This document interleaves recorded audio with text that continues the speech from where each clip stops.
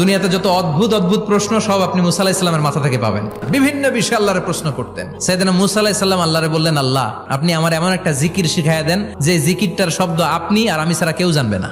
দিনে রাতে সব সময় এই জিকির আমি করব, আপনারে ডাকবো, কিন্তু শর্ত হলো এই জিকিরটা জানবে শুধু আপনি আর জানবো শুধু আমি। আল্লাহ বললেন, মুসা পড়ো লা ইলাহা ইল্লাল্লাহ।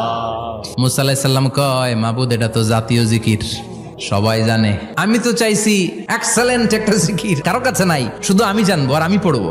আল্লাহ বললেন, মুসা এই লা ইলাহাকে যদি এক পাল্লায় রেখে দাও, তাম বিশ্ব, 7 আকাশ 7 জমিনটারে তুলে যদি তুমি আরেক পাল্লায় রেখে দাও, লা রাজাহাত কাফাতু লা ইলাহা ইল্লাল্লাহ, মুহূর্তের মধ্যে লা ইলাহার পাল্লা ভারী হয়ে যাবে। ও মুসা, তুমি যতই এক্সক্লুসিভ জিকির চাও, লা ইলাহার চেয়ে দামি জিকির আমার কাছে নাই।